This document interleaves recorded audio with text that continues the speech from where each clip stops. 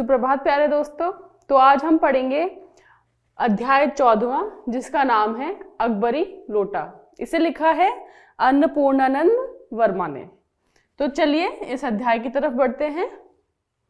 तो अन्नपूर्णानंद वर्मा जी की कहानी अकबरी लोटा जो है एक रोचक और हास्यपूर्ण कहानी है। अकबरी लोटा कहानी का ताना बाना लेखक ने कुछ इस शानदार अंदाज में बुना है कि पाठक की रुचि कहानी के अंत तक बनी रहती है। तो देखिए क्या है। संक्षेप में कहानी बस इतनी सी है कि एक दोस्त ने अपनी सच्ची मित्रता का धर्म निभाने का पूरा प्रयास किया। क्या किया? एक दोस्त ने अपनी सच्ची मित्रता का धर्म निभाने का पूरा प्रयास किया, जिसके लिए उन्होंने थोड़ा झूठ का सहारा भी लिया।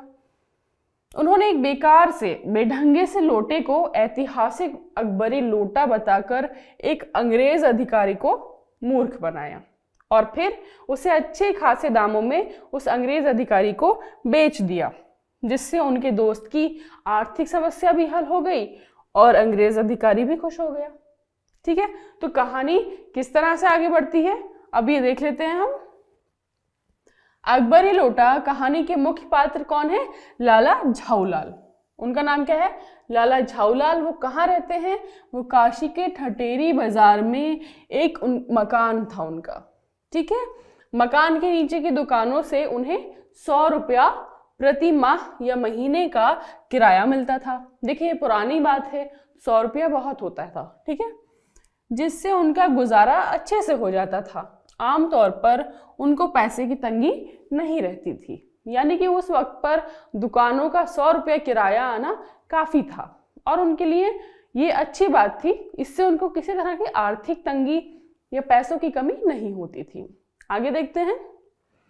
लेकिन समस्या तब शुरू हुई जब एक दिन अचानक उनकी पत्नी ने 250 रुपये मांग लिए। है ना, किससे मांग लिए? लाला जी से मांग लिए। मगर लाला जी के पास पत्नी को देने के लिए उस समय पैसे नहीं थे, इसलिए उन्होंने थोड़ा सा मुंह बनाकर पत्नी की तरफ देखा।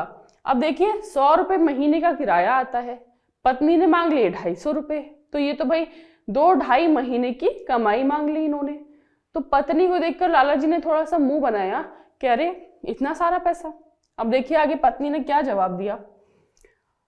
इस पर पत्नी ने अपने भाई से 250 रुपये लेने की बात कही, जिस पर लाला जी थोड़ा तिलमिला गए। इज्जत का सवाल भी था, इसलिए उन्होंने पत्नी को 1 सप्ताह के अंदर रुपए देने का वादा कर लिया। अब उन्होंने देखिए पत्नी ने कहा कि अच्छा आपके पास नहीं है। जब उन्होंने देखा कि वो मुंह बना रही हैं तो पत्नी ने कहा चलिए आपके पास नहीं है तो मैं अपने भाई से ले लेती हूँ। अब इससे क्या हुआ कि लाला जी चिढ़ गए। चिढ़ क्यों गए? कि अक्सर क्या होता है कि हम कभी किसी से कहते हैं कि हमें इतना पैसा दे दीजिए, या अपने पिता से कहेंगे या पत्नी अपने पति से कहेगी तो पति चिढ़ जाते हैं अगर वो ये कहें कि मैं किसी और से मांग लेती हूँ, तुम्हारे पास नहीं है। तो उन्हें क्या लगता है कि अरे हमारी पत्नी हमसे मांग रही है, हम नहीं दे सकते, ये तो कितनी बुरी बात है ना। उनके अंदर थोड़ा सा अना आ जाती है, उनके अंदर थोड़ा सा गर्व आ जाता है कि ऐसा कैसे हो सकता है। ईगो आ जाती है कि मेरी पत्नी को तो मैं ही पैसा दूंगा। तो इस बात को लेके वो थोड़ा तिलमिला गया कि अपने भाई से क्यों मांगूंगी, मैं ही दूंगा, लेकिन 1 हफ्ते में दे दूंगा, मुझे थोड़ा वक्त दो। लाला जी ने वादा तो कर दिया, लेकिन इस घटना को 4 दिन बीत गए और लाला जी से पैसों का प्रबंध नहीं हो पाया। है ना, वो इंतजाम नहीं कर पाए। 5वें दिन लाला जी ने अपनी इस परेशानी का जिक्र अपने एक मित्र बिलवासी मिश्र से किया। उनके एक बहुत ही अच्छे मित्र थे जिनका नाम था बिलवासी मिश्र। उन्होंने अपनी समस्या उन्हें बताई। पंडित बिलवासी मिश्र ने लाला जी को आश्वस्त किया। आश्वस्त मतलब उनको ये तसल्ली दी, कि तुम्हें मैं जल्द से जल्द पैसों का इंतजाम करवा दूंगा। अच्छा, बिलवासी जी भी ठीक ठाक पैसे वाले थे, लेकिन उस वक्त उनको भी थोड़ी समस्या थी, उनके पास भी पैसा नहीं था। तो उन्होंने कहा कोई बात नहीं, सोचते हैं, जल्दी ही मैं पैसे का इंतजाम करवा देता हूं। देखिए आगे क्या है। 6 दिन बीत जाने के बाद भी पैसों का इंतजाम नहीं हो सका, जिससे लाला जी अत्यधिक परेशान हो गए और छत पर जाकर टहलने लगे। अचानक उन्होंने अपनी पत्नी से पीने के लिए पानी मंगवाया। पत्नी भी एक बेढंगे से लोटे में पानी लेकर आ गई, जो लाला जी को बिल्कुल भी पसंद नहीं आया था। तो हुआ ये कि उनके घर में एक लोटा था जो बड़ा ही ऊट पटांग ढंग का था, थोड़ा सा उसका कोना निकला था, मतलब उसकी जो बनावट थी वो बहुत अच्छी नहीं थी। और उनको, जो लाला जी हैं, उनको वो लोटा बिल्कुल पसंद नहीं था। लेकिन वो घबरा रहे थे जब 6 दिन हो गए, अब पत्नी मुझसे कुछ कहने लगेगी, वैसे तो बड़ा वादा कर लिया है ना, और एक 250 रुपये आप मुझे अभी तक नहीं दे पा रहे हैं। इस बात की फिक्र में वो घूम रहे थे खूब, और उन्हें प्यास लगी तो उन्होंने पत्नी से पानी मंगवाया। तो पत्नी ने क्या किया, उस लोटे में ले जाके पानी उन्हें दे दिया।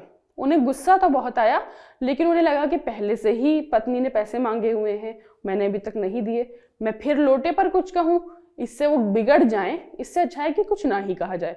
तो उन्होंने कुछ नहीं कहा और पानी पी लिया उसी लोटे से। खैर, उन्होंने पत्नी से लोटा लिया और पानी पीने लगे। चिंता में वह लोटा अचानक उनके हाथ से छूट गया और नीचे गली में खड़े एक अंग्रेज अधिकारी को नहलाता हुआ उसके पैरों पर जोर से जा गिरा, जिससे उसके पैर के अंगूठे में चोट आ गई। अच्छा, वो छत की मुढेर पर या कहीं भी ऐसी जगह खड़ी थी जहां से सीधे नीचे की ओर सीढ़ियां जाती थी, उनके हाथ से वो लोटा गिरा और वो गिरते गिरते गिरते बाजार में पहुंच गया, गली में, जहां एक अंग्रेज अधिकारी वहां खड़ा था, और लोटा उसके जो पैर में था, अंगूठे में बहुत जोर से लग गया, बल्कि उस लोटे में जो पानी था वो उनके ऊपर गिर गया। अब आगे क्या होता है, अंग्रेज अधिकारी गुस्से से लाल पीला होकर गालियां देता हुआ लाला जी के घर में घुस गया। तो गुस्से से लाल पीला होना एक मुहावरा है, हम सब जानते हैं। तो गुस्से से लाल पीला होकर गालियां देता हुआ लाला जी के घर में घुसा। ठीक उसी समय पंडित बिलवासी मिश्र भी वहां पहुंच गए। उन्होंने क्रोधित अंग्रेज अधिकारी को आराम से कुर्सी में बैठाया और झूठा गुस्सा दिखाकर लाला जी से नाराज होने का नाटक करने लगे। तो देखिए, भीड़ लग गई कि ये क्या हो रहा है, क्यों अंग्रेज गालियां दे रहा है। इतने में बिलवासी भी उनसे मिलने आ रहे थे, वो भी पहुंच गए। अब उन्होंने क्या किया, उन्होंने अंग्रेज को तो आराम से कुर्सी पे बैठाया, पर अपने मित्र को गुस्सा दिखाने लगे। कह रहे, आप कैसे इंसान हैं, चलते हुए इंसान को लोटा मार दिया, बताइए ये कोई बात होती है, कोई तरीका है। तो झूठा गुस्सा दिखाने लगे ताकि अंग्रेज को ऐसा लगे कि वो बिलवासी जी जो हैं वो झाऊलाल लाला को बिल्कुल नहीं जानते। तो ये जो था वो यहाँ से इस नाटक और इस पाठ की मजेदार जो कथा है उसकी शुरुआत होती है। फिर क्या होता है कि अपने को उस अंग्रेज अधिकारी के सामने उस बेढंगे लोटे को खरीदने के लिए काफी उतावला दिखाने की कोशिश करने लगते हैं। कौन? बिलवासी जी। और अंग्रेज अधिकारी के सामने उस बेढंगे व बदसूरत लोटे को ऐतिहासिक वो अकबर का लोटा बताकर उसका गुणगान करने लगे, उसे बेशकीमती व मूल्यवान बताने लगे। अब क्या होता है कि भाई बिलवासी जी को पता तो है कि पहले से ही इनको पैसे की जरूरत है, ऊपर से ये अंग्रेज भी गुस्सा हो गया है, ये और आफत आ गई। तो क्या किया जाए, है ना, कहीं अंग्रेज भी इनसे पैसे ना मांगने लगे, या कोई भी उनके मन में शंका आई कि भाई मरहम पट्टी के पैसे दो या कुछ भी। तो उन्होंने क्या किया, नाटक करना शुरू किया। उस नाटक में क्या था कि उन्होंने पहले तो डांटा लाला जी को, फिर कहा कि वो सब तो ठीक है, लेकिन मैं ये लोटा खरीदना चाहता हूं आपसे। अब अंग्रेज बड़ा परेशान और हैरान कि ऐसे बेकार से लोटे को एक इंसान भला क्यों खरीदना चाहता है। जब ये बात अंग्रेज ने उससे पूछी बिलवासी जी से, तो बिलवासी ने कहा, दरअसल ये बहुत ऐतिहासिक और मूल्यवान लोटा है, ये जो है अकबर का लोटा है, और मुझे ना पुरानी चीजें सहेज कर रखने का बड़ा शौक है। होते ना हम लोग, कभी कोई इंसान सिक्के कलेक्ट करता है पुराने, कोई इंसान पुराने वो मुहरे कलेक्ट करता है, कोई टिकट कलेक्ट करता है। तो ऐसे अलग अलग लोगों के अलग अलग शौक होते हैं। तो उन्होंने कहा कि मेरा भी शौक है, मैं ऐतिहासिक चीजें कलेक्ट करता हूँ। अब अंग्रेज का थोड़ा माथा ठनक गया। तो क्या हुआ आगे वो देखते हैं। फिर लोटे की प्रशंसा सुनकर अंग्रेज अधिकारी भी लोटे को लेने के लिए ललायित हो उठा। बस इसका फायदा पंडित बिलवासी मिश्र ने उठाया और रुपयों की बाजी लगानी शुरू कर दी। दोनों बाजी लगाते गए और अंत में पंडित बिलवासी मिश्र ने 250 रुपए की बाजी लगा दी। लेकिन अंग्रेज भी लोटे को लेने के लिए अत्यधिक ललायित था, इसलिए उसने 500 रुपए की बाजी लगा दी। तो देखिए, 250 रुपए तो बिलवासी जी देने लगे। हुआ क्या कि आपस में लड़ाई होने लगी। अंग्रेज ने कहा कि ये लोटा तो भाई मेरे पैर पे लगा है, इस लोटे से नहाया कौन? मैं नहाया। तो इस लोटे पर मेरा हक है। अब देखिए अंग्रेज क्यों, अंग्रेज भी पुरानी चीजों का बड़ा शौकीन था और उसे लगा कि अगर मैं ये लोटा ले लूंगा तो मेरे पास बहुत बड़ी चीज आ जाएगी, एक बहुत सुंदर चीज, बहुत ऐतिहासिक चीज आ जाएगी।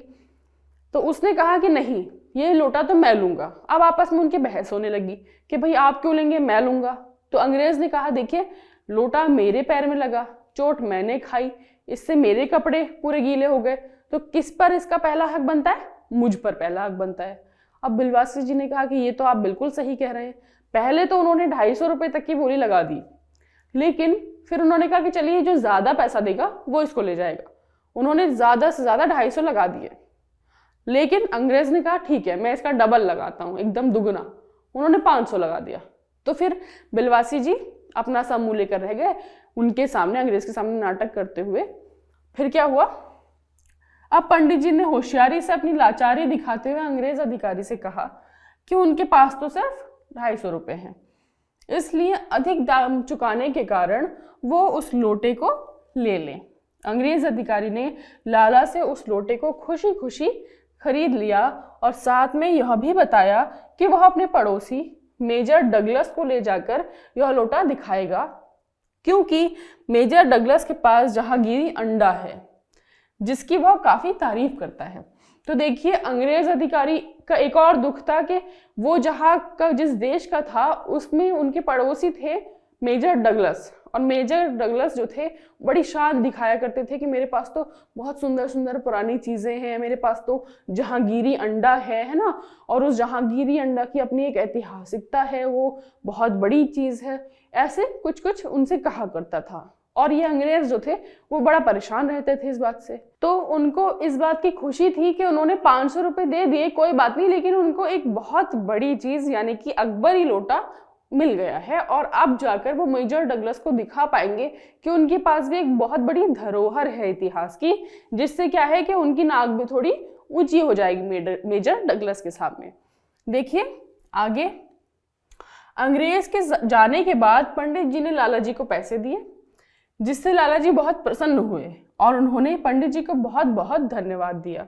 जब लाला जी ने पंडित जी से 250 रुपए के बारे में पूछा तो वो ईश्वर ही जाने कहकर अपने घर चल दिए। अब बिलवासी जी पहले से ही 250 रुपए अपनी जेब में रख के लाए थे।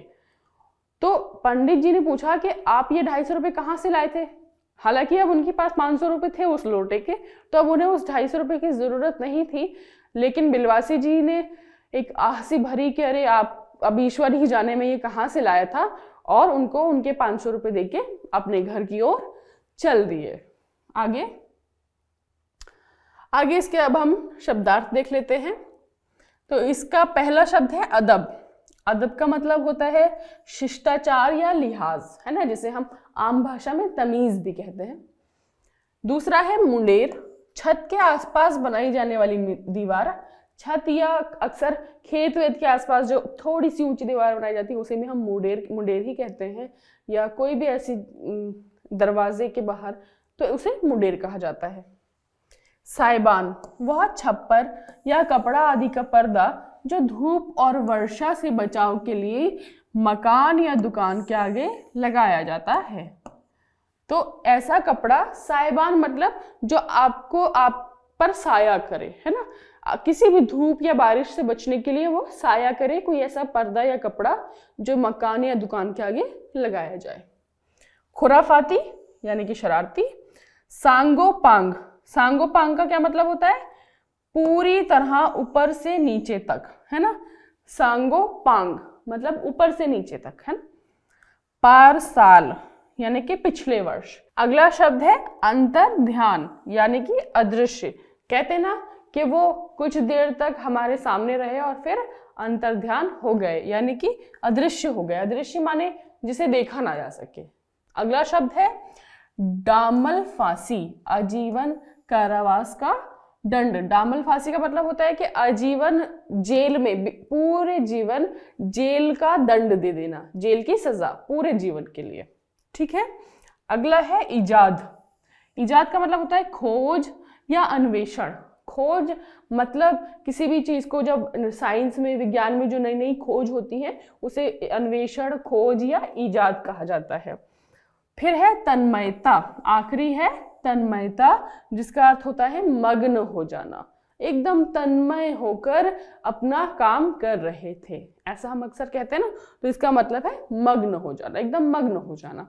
ठीक है, तो इस तरह से आज का ये अध्याय यही समाप्त होता है। हमने इस अध्याय में देखा कि किस तरह से एक बड़े ही व्यंग्यपूर्ण भाषा में, बड़े ही चुटकीली चटपटी सी भाषा में लेखक ने हमें बताया है कि एक मित्र ने दूसरे मित्र के बुरे समय में, उसके समस्या के समय में उसका कैसे साथ दिया और कैसे होशियारी से उसने उनके लिए 500 रुपये जमा करवा दिए, जबकि उन्हें किसी भी तरह का अपना पैसा देने की ज़रूरत ही नहीं पड़ी और उस बेकार से लोटे से भी उनको दूर हो गए। वो जो लालच जी थे, उस बेकार से लोटे से भी उनका पीछा छूटा। तो मिलेंगे अगले अध्याय में, तब तक के लिए धन्यवाद।